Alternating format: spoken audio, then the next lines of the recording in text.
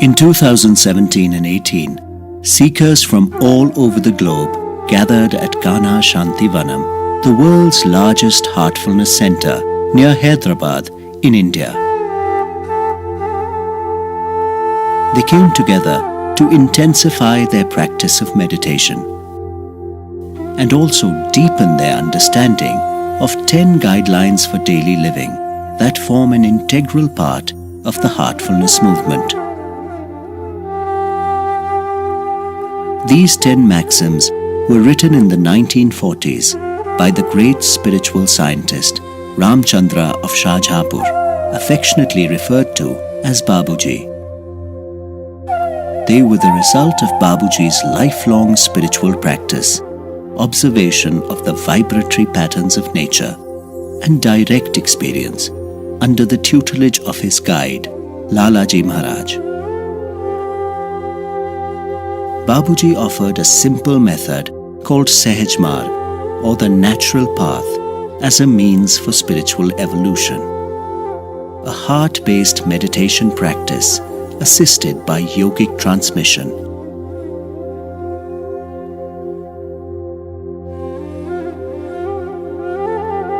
The sessions at Kana Shantivanam were conducted by Kamlesh T. Patel, or Daaji, Global Guide of the Heartfulness Movement.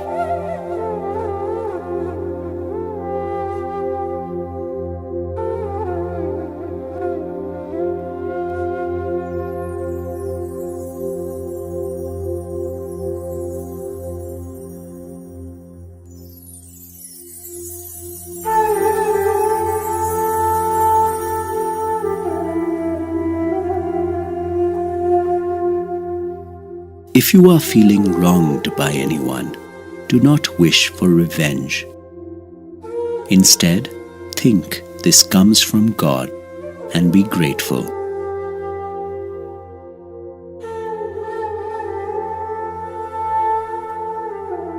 All of us go through difficult times at some point in our lives. Sometimes we feel particularly aggrieved by the actions of others.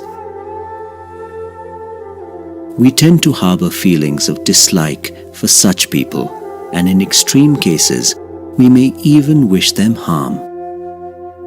If this feeling is allowed to persist, our heart begins to feel a heaviness at the mere thought of them. Our minds are taken over by the idea of revenge. Think of that moment when you first thought of taking a revenge against someone. You are stressed out at that moment. You see nothing else but that person's face and you feel like destroying that person by hook or crook. If you go to a scientist and ask them to measure your cortisol level, all stressors, neurological stressors. If you measure them, things like cortisol, things like adrenaline, how they shoot up in your system, your BP goes up, your anxiety level increases, so many things. At the cost of which the other neurological transmitters come down, because of which you lose sleep.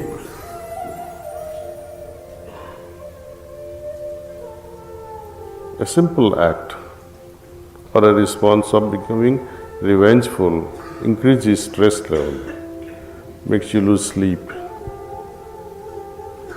Your quality of sleep will get spoiled so much, and your health will be affected. See. More than anything else, you are punishing yourself, not the other person.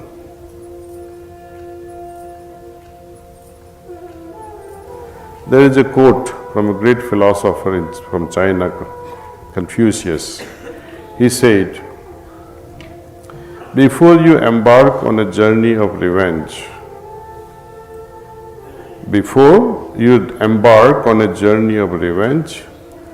dig 2 graves, Another wise advice from another great philosopher. I don't know who he was, but he said, forestall or delay the vengeance until wisdom can reassert itself. Delay the act of revenge until the wisdom takes over. Person seeking revenge tends to become the one whom he is wanting to destroy.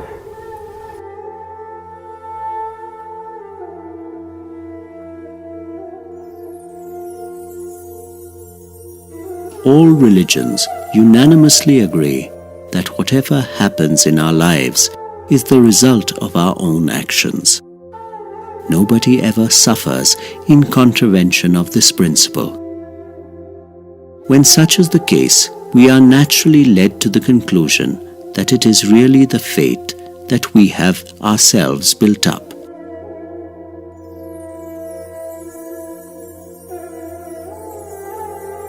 Everything that we do or think creates an impression that is like a coating on the pure divine nature within us.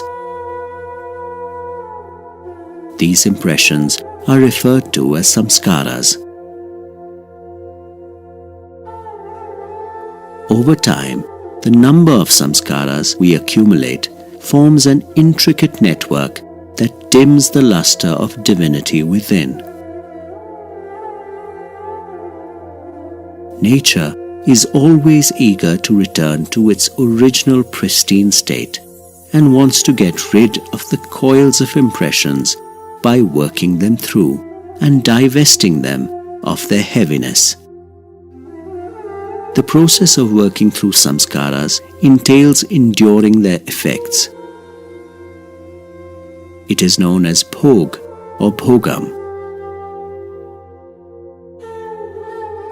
Some amount of bhogam takes place internally. However, if the internal circumstances are not sufficient for the purpose, external help is needed. External help comes in the form of suffering caused by the wrongs done by others. This is part of the process of working through the accumulated impressions. However, we mistakenly harbor revengeful feelings towards the people involved in this situation, when in truth they actually help in the process of purification. When this is the case, the work done through an external agency has really rendered the function of a true friend.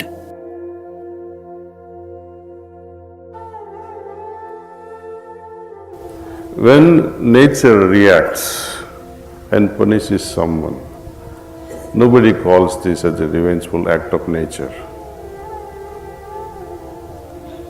Nature has no mind.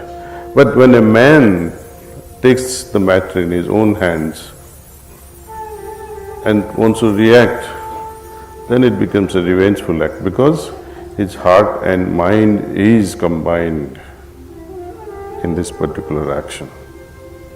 So it becomes revengeful.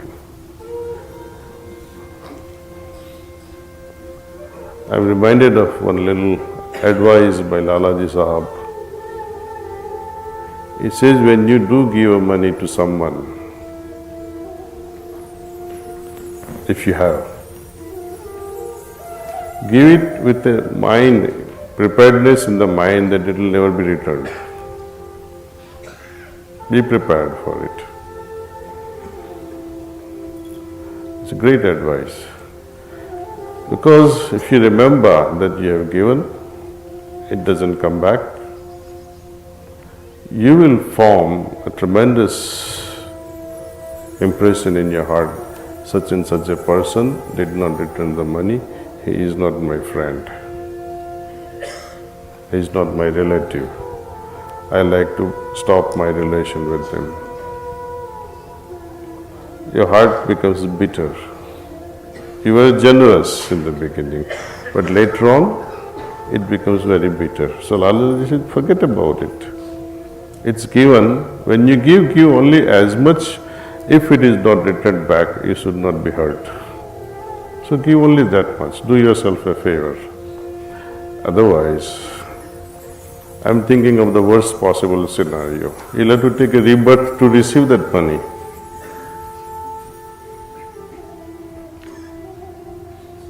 And who knows, that fellow may have regretted and prayed to God and is liberated. And you keep waiting for, where is my money? But he's gone.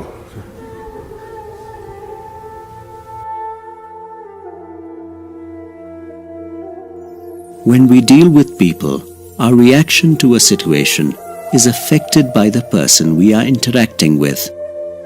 For example, if we generally react badly to being accused of something, we will still attempt to modify or cloak our reactions according to the circumstances. Two scenarios can arise. Let's say the person who is accusing is very strong, he's your boss in the company. Would you take a revenge? Or you wait quietly, I'll do something one day. That is a hidden agenda, long-term agenda. It's like you are keeping that poison in your heart for a very, very long time, and when that boss becomes slightly weaker, you raise your hood and bite him, see? Or if the person is weak, at that time, moment he accuses, before even he finishes his sentence, you want to finish him off because he is weak. So there are two scenarios. I like you to ponder over the third scenario of pausing, waiting and forgetting the whole thing. See? And learn lesson out of it. Not only you learn the lesson, but see if the situation can also arise so that the other person can also learn something out of it and you become friends. That will be a noble outcome of a situation. See? We become greater friends in the process.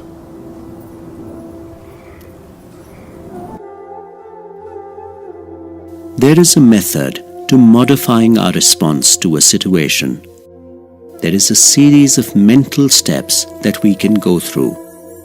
With practice, we can observe the working of our own mind and prevent it from getting carried away at the spur of the moment.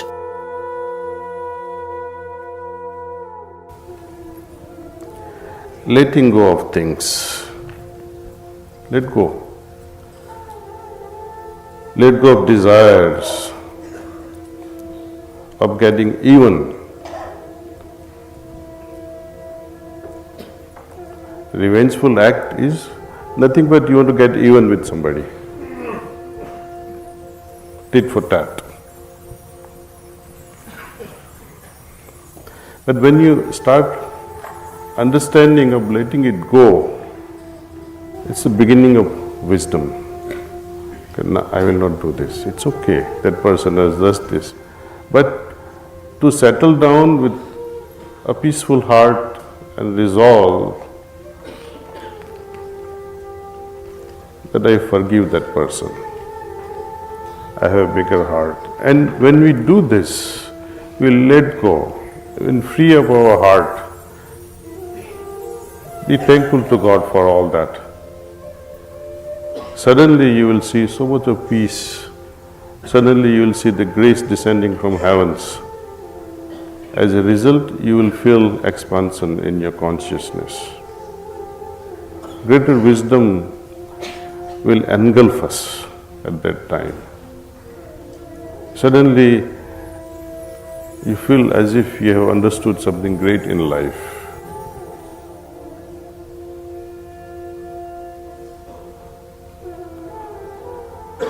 So we have to, before we breed this thought of taking revenge, pause a little.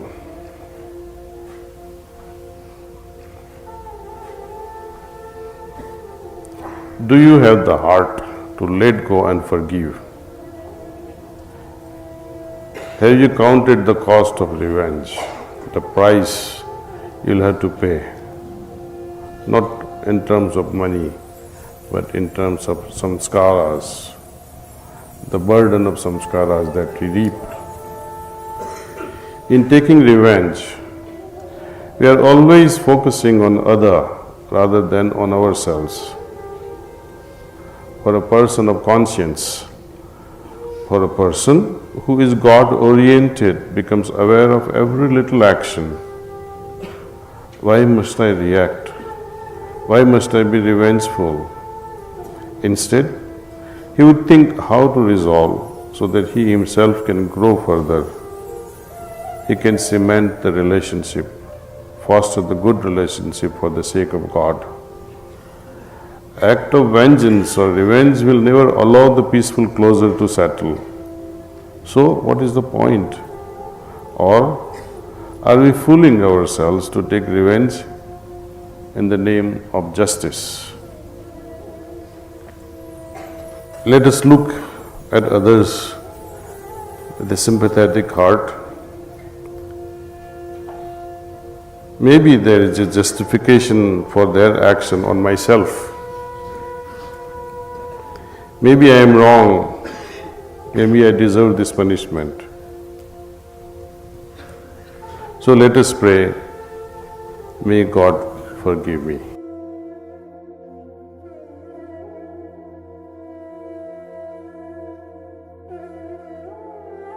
It is not just negative feelings that contribute to the network of complexities. All our responses have their own part to play. All of us, I think, without an exception, have gone through this complex nature of our heart and mind.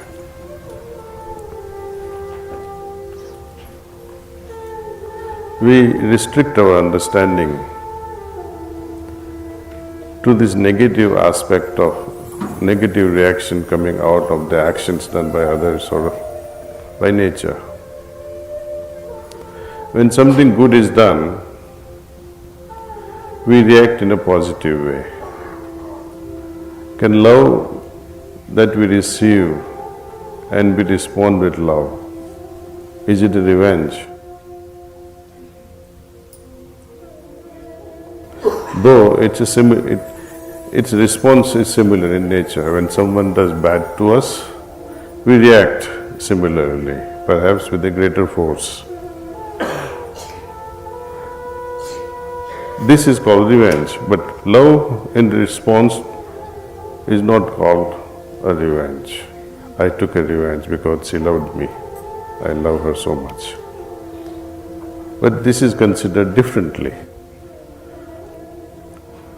Such responses are also no less a contributor in forming the veils and complexities than revengeful intentions that we create or harbor in our hearts. Any sort of response, be it in a positive way or be it in a negative way, it is bound to create complexities in our heart. It is not just the revengeful act or intention that I am going to perpetrate. Our business is how to prevent the formation of samskars. Shahjahanpur teaches us how to create a condition in the heart so that every response, be of love or of revenge, fails to create the seeds of samskars. We are not only focusing on revenge, we are focusing on every sort of responses that emanates from our heart. We have a very long way to go. If I have to depart from the source with X potency and return back to the source same way as I was ejected the very first moment with X potency, then what is the use of the whole game of creation and returning back? It serves no purpose. You go out and come back. Everything returns back to the source. If we return back with the same potency, then the purpose of creation has failed. We must return back with a greater potency. We must exponentially expand in our purity and intensity, if that is possible. Then God would say, wow, someone has returned with a greater wealth.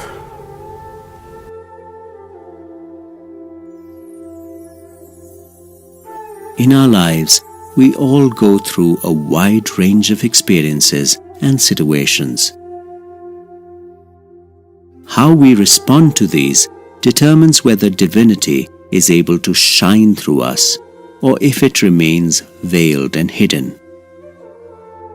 If we keep adding to our individual network, then the luster is dimmed. But if we remain centered and keep our eyes solely on the goal, we have the opportunity to work off the complexities and intensify the reality within, thus becoming lighter and purer.